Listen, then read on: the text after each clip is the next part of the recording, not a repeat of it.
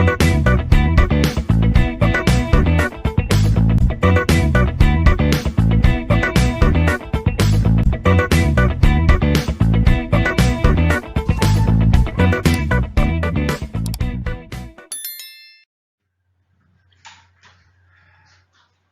we are discussing about Unix programming. In that module 4, we are discussing inter-process communication methods. What's the meaning of IPC or nothing but inter-process communication? It's a mechanism whereby two or more processes communicate with each other to perform task. These processes may interact in a client-server manner or in a peer-to-peer fashion.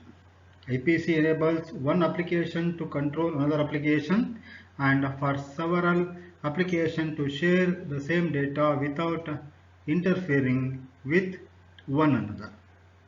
IPC is required to all multi-processing systems, but it is not generally supported by a single process operating system.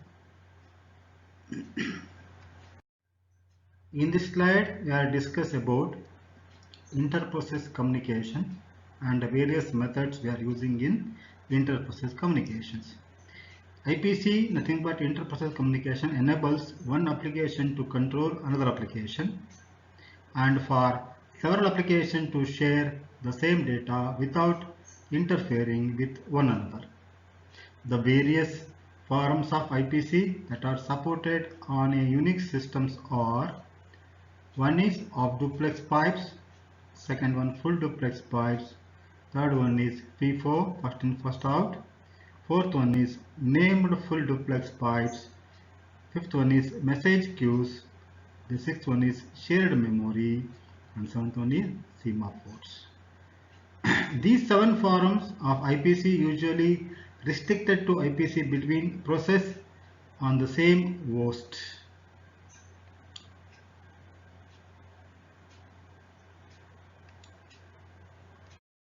Here we are discuss about pipes.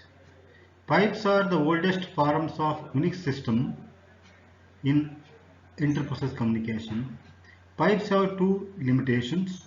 One is historically they have been of duplex, nothing but data flows in only one direction. Second one is pipes can used only between process that have a common ancestors. Nothing but normally a pipe is created by a process and process calls fork and the pipes is used between parent and the child. Parent and the child.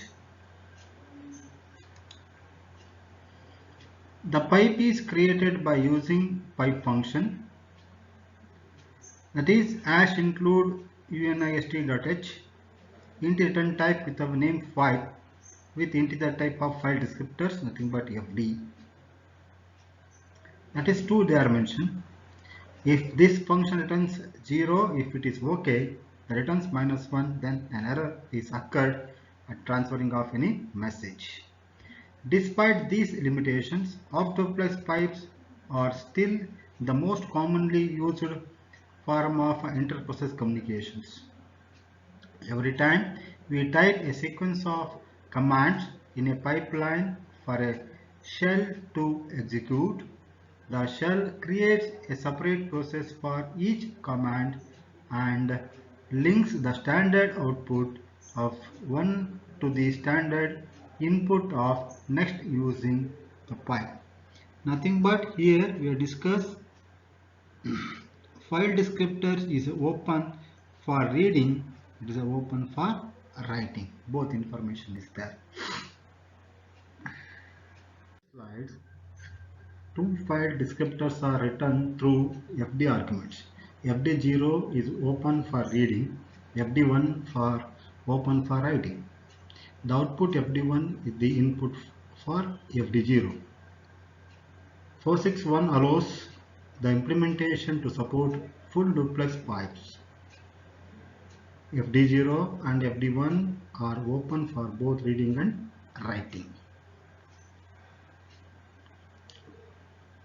The figure shows two ways a off duplex pipe is shown in diagram. Either one is considered one side ended FD1 should be entered into the FD2.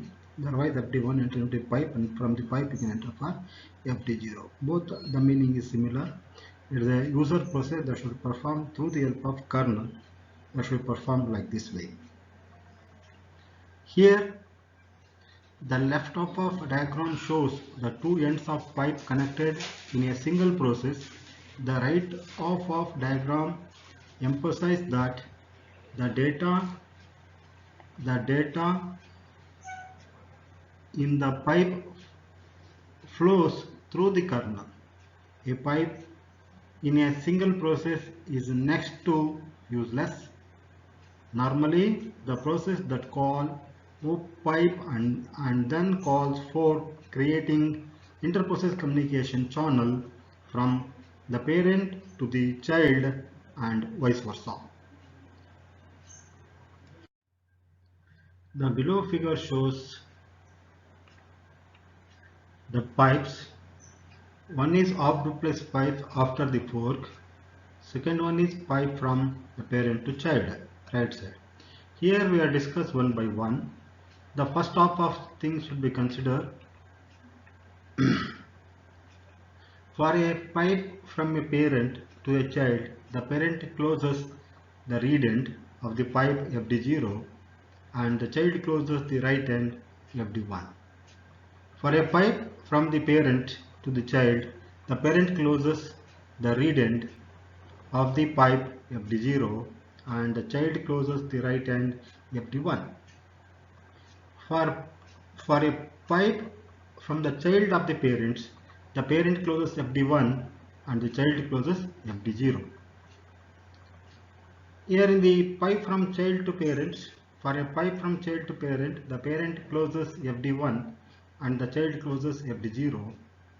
When one end of the pipe is closed, the following two rules are applied.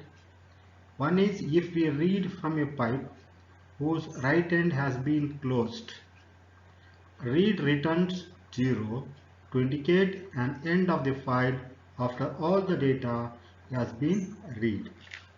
If we write to a pipe whose read end has been closed, the signal SIGPIPE is generated. If we either ignore the signal or catch it and return from the signal handler, write returns -1 with error number set to the EPIPE.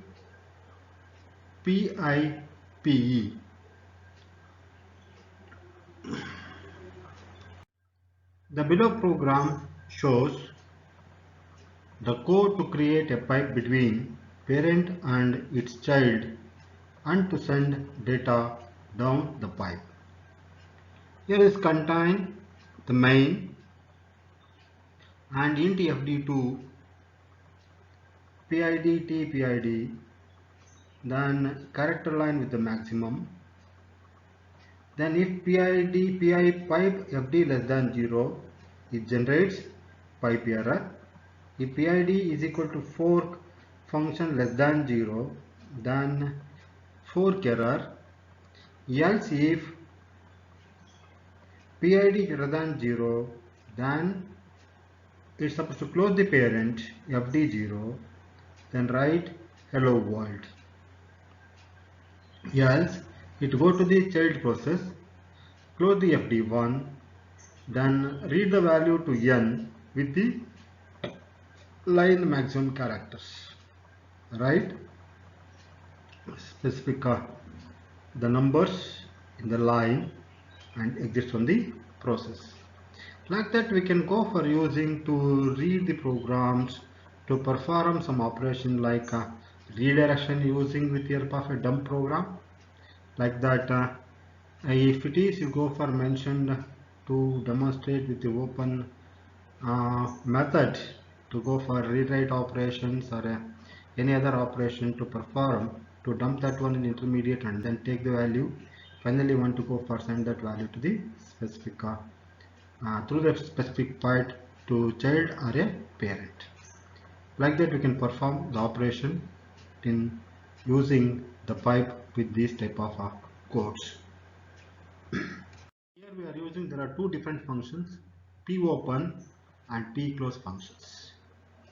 Since a common operation is to create a pipe to another process to either read its output or send it input, the standard IO library has historically provided the popen and pclose functions. These two functions handle all the dirty work that we have been doing ourselves, creating a pipe, forking a child, closing the unused ends of the pipe, executing a shell to run the command, and waiting for command to terminate. Here open function syntax including file is a file type of the return value with the address with the popen function is called with two command. One is a constant character, one is character with a type. It returns the file pointer if it is okay, otherwise returns null if it's any error. Int fclose file with the file pointer returns a termination status to cmd string or -1 an error generates.